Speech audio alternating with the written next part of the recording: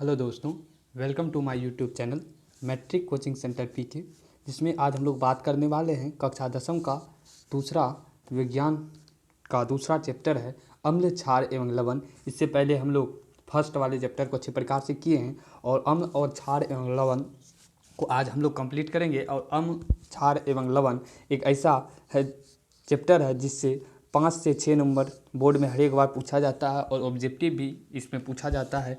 तो अम्ल, क्षार एवं लवण का आज हम लोग ऑब्जेक्टिव के साथ साथ सब्जेक्टिव यानी कि 2 नंबर और 5 नंबर वाले भी सवाल देखेंगे। अम्ल, क्षार एवं लवण को हम आज अच्छे से कंप्लीट करेंगे। इससे पहले हम लोग बात कर चुके हैं रासायनिक अभिक्रिया और समीकरण वाले चैप्टर में, और अम्ल, क्षार एवं लवण का ऑब्जेक्टिव एवं सब्जेक्टिव को अच्छी प्रकार से हम लोग कंप्लीट करेंगे। और कुछ सवाल इसमें से आप लोगों को बताया जाएगा नोट डाउन करने के लिए। तो आप वह सवाल को अच्छी प्रकार से नोट डाउन करेंगे, क्योंकि हर एक सवाल इंपॉर्टेंट नहीं रहता है। इसलिए आप लोगों को सिर्फ इंपॉर्टेंट सवाल जो इसमें रहेगा, जो नोट डाउन करने के लिए बोला जाएगा, उसे आप लोग अवश्य नोट डाउन करें, ताकि एग्ज़ाम देने में आप लोगों को कोई कठिनाई नहीं हो। और अम्ल, क्षार एवं लवण से किसी भी प्रकार का सवाल आए, ऑब्जेक्टिव हो या सब्जेक्टिव, आप लोग उसे हल कर पाए। तो चलिए वीडियो को स्टार्ट करते हैं। सबसे पहली बात है अम्ल, क्षार एवं लवण।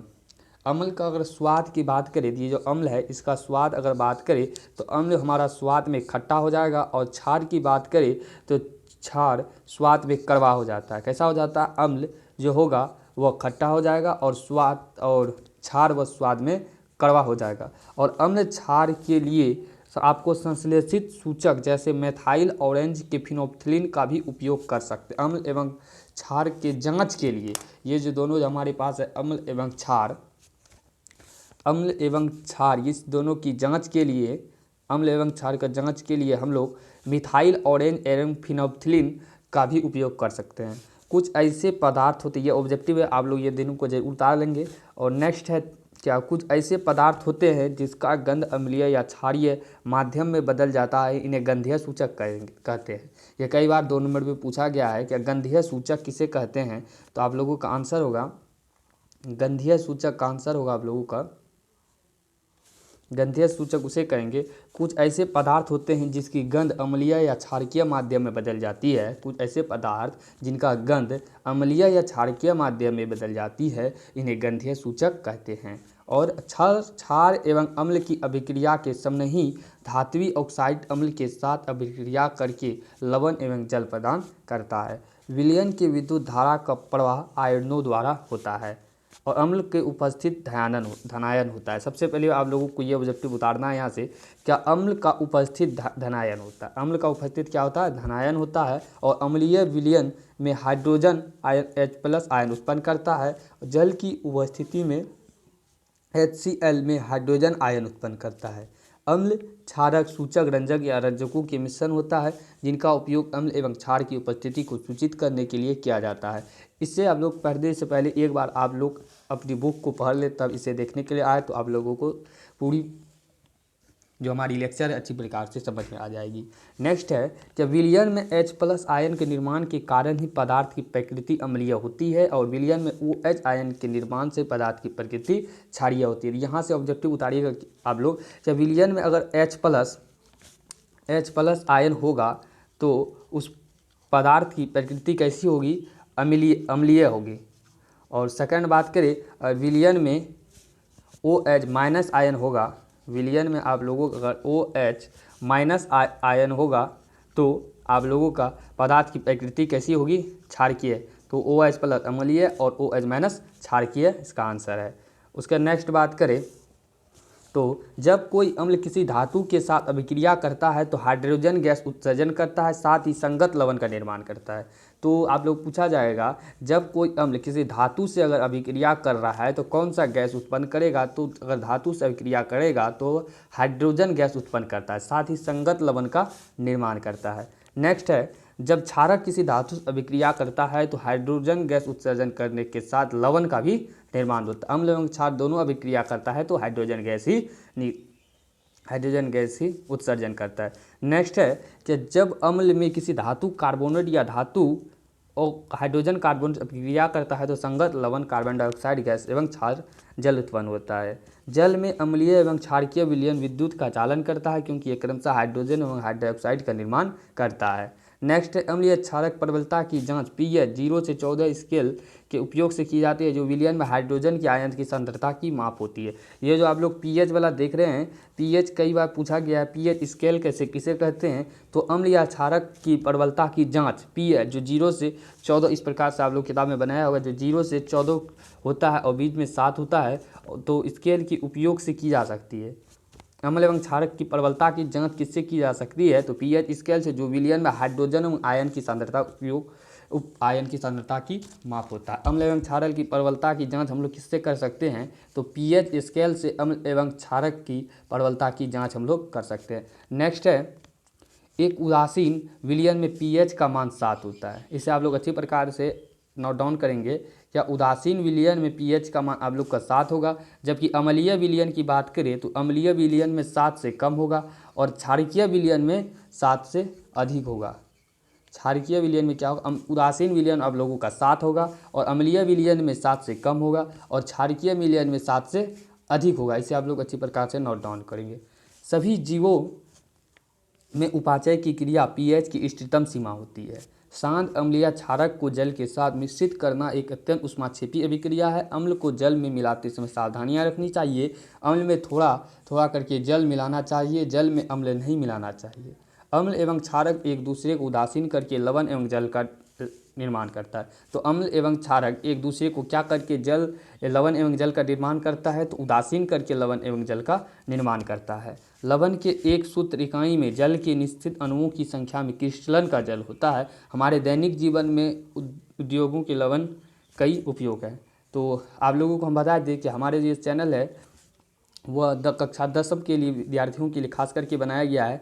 तो आप लोग इस चैनल पर नए हैं तो चैनल को सब्सक्राइब कर लें और बगल में घंटी का आइकन को दबा दें ताकि हर एक अपडेट आप लोग तक पहुंचते रहे। और इससे पहले हम लोगों का 2 सब्जेक्ट संस्कृत और ज्योग्राफी हम लोग पूरी तरह से कवर कर चुके हैं, तो आप लोग जाके वहां से देख सकते हैं। और आज हम लोग का साइंस चल रहा है और साइंस का ऑब्जेक्टिव भी हम लोग देखेंगे और ऑब्जेक्टिव जैसे बताया जा रहा है आप लोग कंप्लीट कर लें और सब्जेक्टिव में जो आप लोगों को बताया जाएगा वह आप लोग बनाते रहें ताकि आप लोग अच्छी प्रकार से नंबर आए। जो अभी मेरा ये क्वेश्चन है, फर्स्ट नंबर जो क्वेश्चन है आप लोगों का, पीतल एवं तांबे के बर्तनों में दही एवं खट्टे पदार्थ क्यों नहीं रखना चाहिए।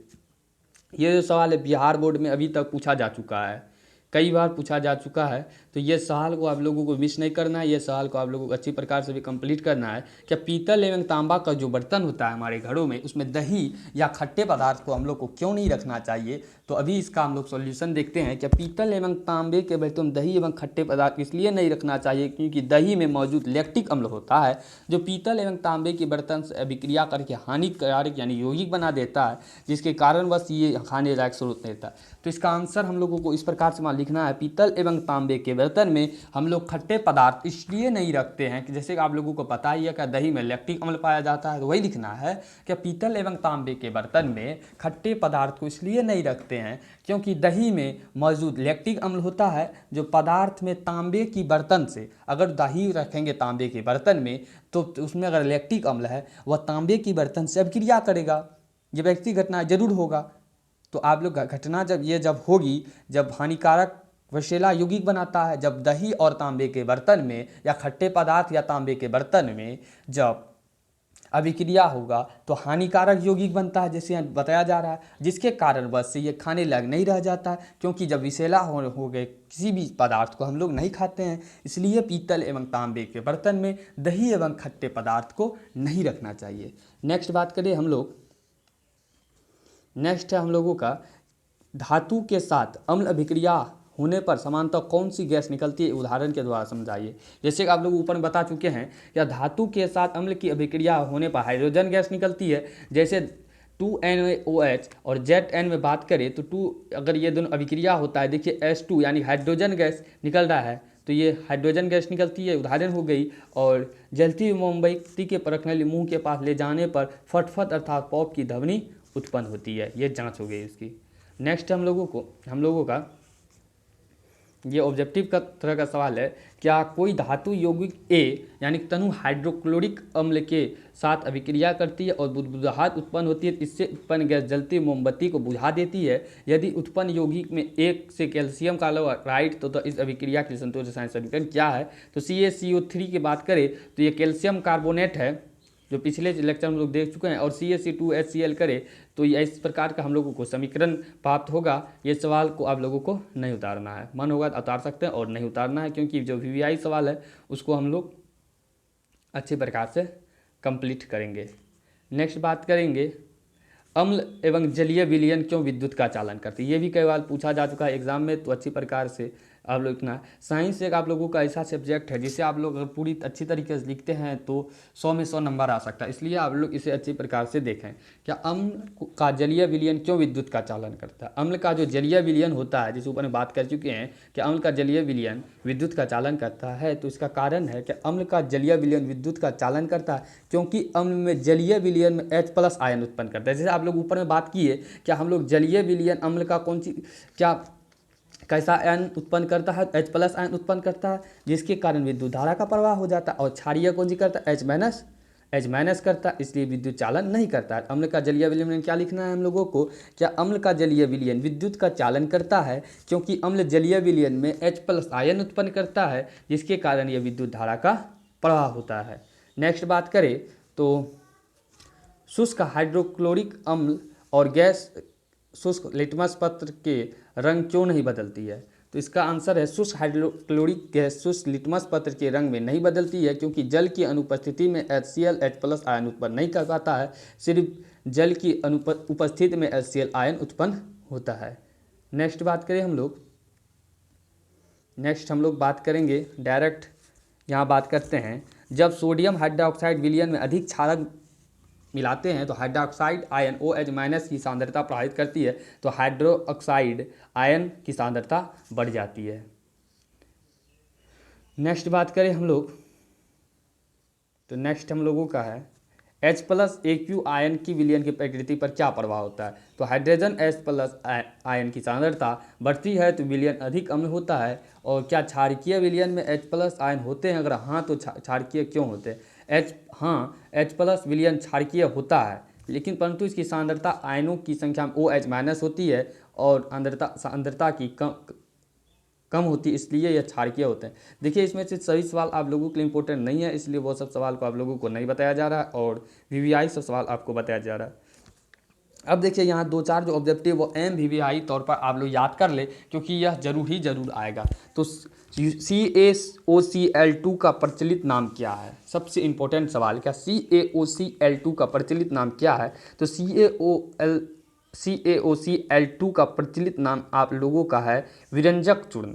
क्या नाम है? तो विरंजक चूर्ण। और शुष्क पदार्थ का नाम बताए जो क्लोरीन से क्रिया कर विरंजक चूर्ण बनाता है, तो शुष्क बुधा हुआ चूना जो क्लोरीन से क्रिया करके विरंजक चूर्ण बनाता है। नेक्स्ट हम लोगों क्या है, कठोर जल को मृदु करने के लिए किस सोडियम यौगिक का उपयोग किया जाता है? तो कठोर जल को मृदु करने के लिए सोडियम कार्बोनेट जैसे धोने का सोडा का भी कहते हैं। जो जल को मृदु करने के लिए सोडियम कार्बोनेट जिसे धोने का सोडा भी कहते हैं, इसका प्रयोग किया जाता है। सोडियम को उपयोग किया जाता है जल को मृदु बनाने में। और सोडियम हाइड्रोजन कार्बोनेट के विलयन को गर्म करने पर क्या होगा? तो सोडियम हाइड्रोजन कार्बोनेट के विलयन को गर्म करने पर निम्न अभिक्रिया होती है, इसे आप लोगों को नहीं देखना है। नेक्स्ट बात हम लोग करें तो प्लास्टर ऑफ पेरिस, ये आप लोग पहली बात इसका आप लोग सूत्र याद कर लें, CaSO4 × 2H2O और SO4 2H2। तो यहाँ दिया गया है प्लास्टर ऑफ पेरिस के जल की अभिक्रिया एक समीकरण लिखिए। आप लोग इसे निश्चित तौर पर याद कर ले कि जल की अभिक्रिया का इस प्रकार से होगा, CaSO4 × 1/2H2O + 1/2H2O CaSO4 2H2O। इससे आप लोग निश्चित तौर पर अच्छी प्रकार से देखिए। अब हम लोगों का है ऑब्जेक्टिव, इसे आप लोग ठीक तरीके से देखें और बनाएं। कोई विलयन लाल लिटमस को नीला कर देता है तो pH कितना होगा? कोई विलयन अगर लाल लिटमस को नीला कर देता है तो इसका विलयन आप लोगों का हो जाएगा 10।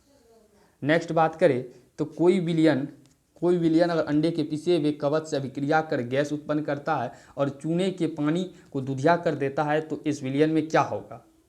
तो इस विलयन में आप लोगों का HCl होगा, हाइड्रोक्लोरिक अम्ल होगा। नेक्स्ट है आप लोगों को ऑब्जेक्टिव है क्या NaOH को 10 ml विलियन HCl में 8 ml विलियन को पूर्णतः उदासीन हो जाता है। यदि हम NH की उसी विलियन को 20 ml में हो तो उदासीन HCl के विलियन में कितनी मात्रा आवश्यकता होगी। देखिए ये जो है आप लोगों को प्रैक्टिकल करके देखना होगा, इसलिए आप लोग 2-4 को ऐसे रट लें तो इसका आंसर हो जाएगा आप लोगों का 16 ml। और ये ऑब्जेक्टिव जो आप लोगों के सामने अभी है स्क्रीन पर हम लोगों का, ये बहुत ही इंपॉर्टेंट सवाल है और कई बार पूछा जा चुका है। क्या अपच का उपचार करने के लिए निम्न में से किस औषधि का उपयोग किया जाता है। तो अपच का उपचार करने के लिए आप लोग का जो औषधि का उपयोग किया जाता है वो एंटासिड का यानी कि प्रति अम्ल का उपयोग किया जाता है। कई बार एंटीबायोटिक आदमी आप लोग मार के आ जाते हैं तो गलती हो जाता है, इसलिए आप लोग अच्छी प्रकार से नोट डाउन करेंगे कि एंटासिड का उपयोग किया जाता है अपच के उपचार करने के लिए। नेक्स्ट है हम लोगों का, देखिए ये जो है आप लोगों को एक बार पूछा जा चुका है, इसलिए आप लोगों को इसमें ज़्यादा मेहनत करना होगा। इसलिए आप लोग अगर मन हो तो उतार सकते हैं, अन्यथा इसे छोड़ दें क्योंकि ये पूछे जाने की संभावना कम है। इसलिए आप लोग इसे इग्नोर करके चलें, क्योंकि अगर आप लोग पूरी किताब का बनाने चलेंगे तो बहुत ही सवाल हो जाएगा जो आप लोग कंट्रोल नहीं कर सकते हैं, क्योंकि आप लोग साइंस को हम लोगों को अच्छी प्रकार से नंबर कम पढ़ के ज़्यादा नंबर लाना है, इसलिए हम लोग उस पर फोकस नहीं करेंगे, जो सवाल पूछे जाने की संभावना कम रहती है। अब देखिए हमारा सवाल है कि आश्रित जल विद्युत का चालन क्यों नहीं करता जबकि वर्षा जल करता है। ये सवाल जो आप लोगों का 2018 का एग्ज़ाम हुआ था उसमें पूछा जा चुका है। क्या इसे आप लोग ज़रूर ही नोट डाउन करेंगे कि आश्रित जल विद्युत का चालन क्यों नहीं करता है जबकि वर्षा जल करता है। तो आश्रित जल शुद्ध होता है। आश्रित जल कैसा शुद्ध होता है, इसलिए इनमें विद्युत चालन नहीं होता है, क्योंकि विद्युत का चालन के लिए आयनों की आवश्यकता होती है। सबसे पहली बात तो आश्रित जल की बात करें तो आश्रित जल आप लोगों का शुद्ध होगा। अगर शुद्ध होगा तो इनमें विद्युत का चालन नहीं होगा। अगर विद्युत का चालन करता है तो उसमें विद्युत के चालन के लिए आयन होगा। जबकि वर्षा जल में विद्युत का चालन होता है, क्योंकि इसमें थोड़ी मात्रा अम्ल विद्यमान रहता है, जो कि वायु उपस्थित होकर सल्फर डाइऑक्साइड और नाइट्रोजन डाइऑक्साइड के साथ मिलकर इसे अम्लीय बना देता है। अम्लीय होने के कारण H+ आयन उत्पन्न होता है, जिसके कारण विद्युत का चालन होता है। सिंपल सा आंसर है। सबसे पहली बात है क्या विद्युत का चालन करने के लिए आयन की आवश्यकता होती है, जो आश्रित जल में नहीं पाया जाता। और अगर वर्षा जल की बात करें तो वर्षा जल में आश्रित जल है और अम्ल विद्यमान रहता है, जो कि वायु में उपस्थित सल्फर डाइऑक्साइड और नाइट्रोजन डाइऑक्साइड के साथ मिलकर इसे अम्लीय बना देता है। इसलिए हमारा आश्रित जल विद्युत का चालन नहीं करता है, जबकि वर्षा जल विद्युत का चालन कर देता है। जल की अनुपस्थिति में अम्ल का व्यवहार अम्लीय क्यों नहीं होता। जल की अनुपस्थिति में अम्ल का व्यवहार अम्लीय नहीं होता है, क्योंकि जल की उपस्थिति में उपस्थिति में H+ आयन अम्ल से अलग हो जाता है। नेक्स्ट बात करें हम लोग, बात करें तो थोड़ा सा यहाँ देख लेते हैं कि ताज़े दूध के pH का मान 6 होता है, दही बन जाने पर pH का मान क्या परिवर्तन होता है। अपना उत्तर समझाइए। ताज़े दूध का pH मान 6 होता है, दही बनने की प्रक्रिया लैक्टिक अम्ल का निर्माण होता है, इसलिए दही का pH मान 6 से कम हो जाता है। देखिए ताज़े दूध जब रहेगा आप लोगों का उसका pH मान 6 हो जाएगा, अगर वह दही बन जाएगा लैक्टिक अम्ल के कारण वह pH मान आप लोगों का 6 से कम हो जाएगा। नेक्स्ट है, देखिए ये आप लोगों के सामने है प्लास्टर ऑफ पेरिस और उदासीनीकरण। इसे आप लोग जरूर ही कंप्लीट कर लें, कंप्लीट अच्छी प्रकार से करें, क्योंकि ये दोनों सवाल इस बार आने की संभावना है। क्या प्लास्टर ऑफ पेरिस को आर्द्ररोधी बर्तन में क्यों रखा जाना, इसकी व्याख्या कीजिए। तो इसकी व्याख्या करते हैं। प्लास्टर ऑफ पेरिस को आर्द्ररोधी बर्तन में इसलिए रखा जाना चाहिए क्योंकि यह आर्द्रता की उपस्थिति में जल को अवशोषित कर ठोस पदार्थ जिप्सम बनाती है, जिसके कारण इसमें जल के साथ मिलकर जमने का गुण नष्ट हो जाता है। इसलिए हम प्लास्टर को आर्द्ररोधी बर्तन में रखते हैं। तो क्या हम लोगों का कारण है क्या प्लास्टर ऑफ पेरिस को तो आर्द्ररोधी बर्तन रखने कारण है क्या आर्द्रता की उपस्थिति में जल को अवशोषित कर यह प्लास्टर ऑफ पेरिस हमारा ठोस जिप्सम बन जाता है, जिसके कारण हमें जल के साथ मिलकर जमने के गुण जो प्लास्टर ऑफ पेरिस में रहता है, जल के साथ मिलकर जमने का गुण नष्ट हो जाता है। इसलिए हम लोग प्लास्टर ऑफ पेरिस को आर्द्ररोधी बर्तन में रखते हैं। नेक्स्ट है उदासीनीकरण अभिक्रिया के 2 उदाहरण देखिए। वो अभिक्रिया जिसमें इसे आप लोग जरूर कंप्लीट कर लें, क्योंकि एक बार एग्जाम में पूछा जा चुका है। क्या उदासीनीकरण अभिक्रिया क्या है, 2 उदाहरण दीजिए। वह अभिक्रिया जिसमें क्षारक एवं अम्ल अभिक्रिया कर जल एवं लवण का निर्माण करता है। क्या है वह एक अभिक्रिया जिसमें क्षारक प्लस जल अभिक्रिया करके लवण का निर्माण करता है। क्या करता है, क्षारक एवं क्षारक एवं अम्ल अभिक्रिया करके जल एवं लवण का निर्माण करता है। तो इस अभिक्रिया उदासीनीकरण अभिक्रिया कहता है। और इस अभिक्रिया अम्ल तथा क्षारक एक दूसरे को प्रभाव को खत्म कर उदासीन बना देता है। और धोने का सोडा, ये जो आप लोगों के सामने एक सवाल आ रहा है, धोने के सोडा और बेकिंग सोडा के दो उपयोग बताएं। अगर आप लोग को किताब में पूरी अगर 2 चैप्टर में बात करें सबसे ज़्यादा इंपॉर्टेंट कौन सा सवाल है, तो धोने का सोडा और बेकिंग सोडा, ये दो ऐसा सवाल है, दोनों में से एक निश्चित ही आप लोगों का ही सवाल आएगा। धोने का सोडा पूछा जाए या बेकिंग का सोडा पूछा जाए, एक ना एक सवाल हर बार आता है, इसलिए आप लोग दोनों को अच्छी प्रकार से रट ही जाए, क्योंकि ये आने की संभावना है।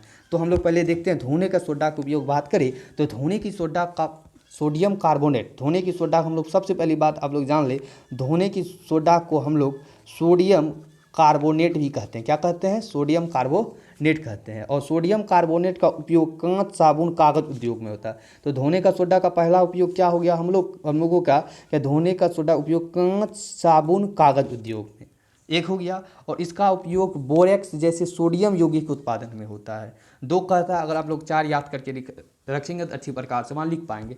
और तीसरा सोडियम कार्बोनेट घर की सफाई में किया जाता है। तीसरा जल की अस्थायी कठोरता को हटाने किया जाता है। देखिए हमारा 4 उपयोग क्या हुआ, कांच, साबुन तथा कागज उद्योग में करेंगे धोने का सोडा यानी सोडियम कार्बोनेट का, बोरेक्स जैसे सोडियम यौगिक के उत्पादन में करेंगे, घरों की साफ सफाई के लिए करेंगे, जल की अस्थायी कठोरता को हटाने के लिए हम लोग सोडियम कार्बोनेट अर्थात धोने का सोडा का उपयोग करेंगे। बहुत ही इंपॉर्टेंट है, आप लोग जरूर बताएं। उनके बाद बेकिंग सोडा, ये भी सवाल बहुत ही इंपॉर्टेंट है, इसको दोनों सवाल को आप लोग जरूर रट लेंगे।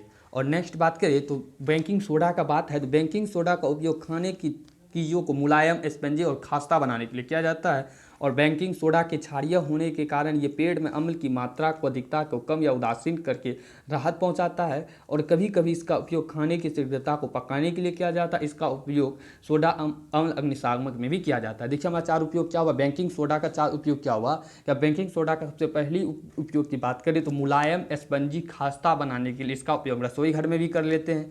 बेकिंग सोडा का क्षारीय होने के कारण पेट में अम्लता बढ़ जाने के कारण हम लोग इसे कम या उदासीन करने के लिए बेकिंग सोडा का उपयोग कर लेते हैं। कभी कभी इसका उपयोग खाना को शीघ्रता के पचाने के लिए भी करते हैं और इसका उपयोग अग्निशामक यंत्र में भी करते हैं।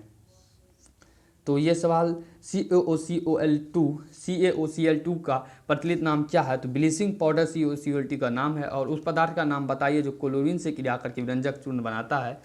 तो आप लोग यहाँ से, और कठोर जल को मृदु करने के लिए किस सोडियम यौगिक का उपयोग किया जाता है। ये जो आप लोग को कठोर जल को मृदु करने के लिए जो उपयोग किया जाता है वह उसका सूत्र दिया हुआ है, धोने का सोडा का सूत्र, आप लोग इसे भी जरूर रट लेंगे आप लोग, धोने का सोडा का सूत्र। तो Na2CO3 × 10H2O। इसलिए आप लोग अगर सूत्र की बात करें तो सूत्र के लिए हम आप लोगों को अलग से एक PDF उपलब्ध करा देंगे, आप लोग वहाँ से देख लेंगे, उसी से हर एक सूत्र आ जाएगा।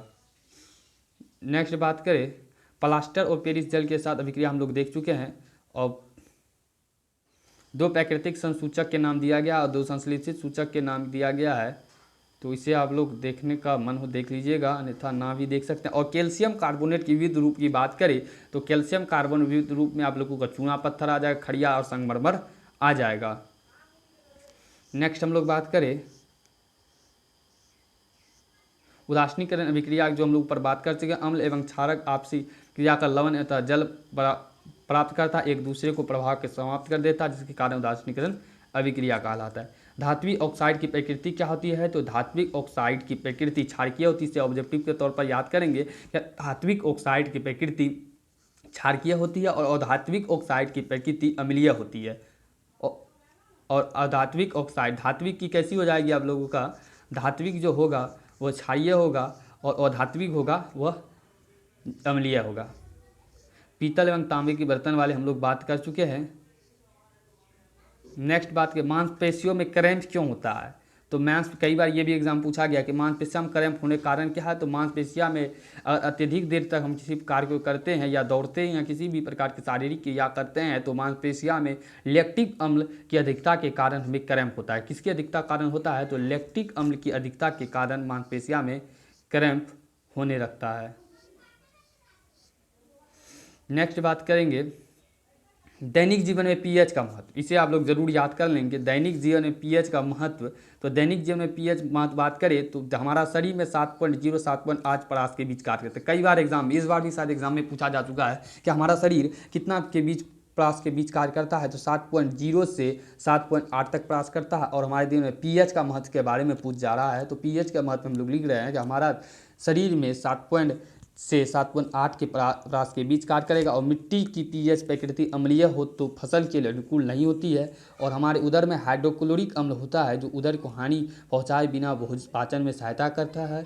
यदि मुंह में माने तो 5.5 कम हो तो दांतों का क्षय हो जाता है।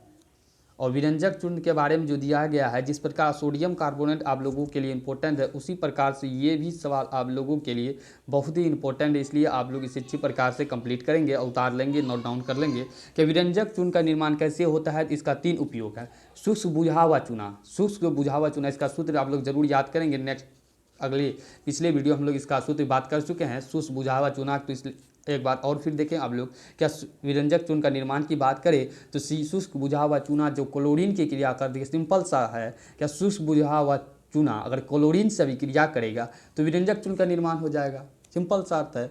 तो शुष्क बुझा हुआ चूना शुद्ध है CaOH Cl2 और CaCl2 क्लोरीन हो गया, आप लोग CaOH2 शुष्क बुझा हुआ चूना हुआ, तो ये दोनों अभिक्रिया करेगा, आप लोग का विरंजक चूर्ण तैयार हो जाएगा CaCl2 प्लस H2O। और विरंजक चूर्ण का उपयोग क्या आप लोग अच्छी प्रकार से रट लेंगे कि विरंजक चूर्ण का उपयोग की बात करें तो वस्त्र के उद्योग में सूती और लीलन के विरंजन के लिए, कागज की फैक्ट्री, लकड़ी की मज्जा, लॉन्ड्री साफ करने में किया जाता है। रासायनिक उद्योग में उपाचक के रूप में होता है, पीने वाले जल के जीवाणु से मुक्त करने रोगाणु नाशक के रूप में होता है। क्या 3 उपयोग हुआ? सूती एवं लिनन की विरंजक करने के लिए, फैक्ट्री, लकड़ी की मज्जा एवं लॉन्ड्री को साफ करने में, और रासायनिक उद्योग में उपाचक के रूप में जल की जीवाणु से मुक्त करने के लिए, यानी कि रोगाणु नाशक के रूप में इसका हम लोग उपयोग करते हैं। और लिटमस पत्र की बात करें कहाँ से प्राप्त किया जाता है? यह थैलाफैटा समूह के लीचेन नामक पौधे से प्राप्त किया जाता है। नेक्स्ट हम लोग बात करें अम्ल एवं क्षारक की दो रासायनिक गुण लिखिए। तो अम्ल एवं क्षारक की 2 रासायनिक गुण में अम्ल का H+ होता है, आप लोग पता है। अम्ल धातु अभी क्या क्या है, लवण एवं हाइड्रोजन गैस देता है, और ये आप लोग को ऊपर पढ़ा चुके हैं। और क्षार जो OH- आयन देगा, अभी क्या करके ये भी हमारा लवण एवं हाइड्रोजन देगा। इस प्रकार से हमारा दूसरा चैप्टर अम्ल, क्षार एवं लवण कंप्लीट होता है। और नेक्स्ट वीडियो हम लोगों का आएगा। तो thanks for watching, thank you all of you. तो आप लोग अगर न्यू हैं हमारे चैनल पर, वीडियो को लाइक कर दें और चैनल को सब्सक्राइब कर दें, क्योंकि आने वाले दिनों में आप लोगों को टिप्स एवं ट्रिक के साथ हर एक 10th का जो वीडियो है आप लोगों को अवेलेबल होता जाएगा। तो thank you all of you, thanks for watching.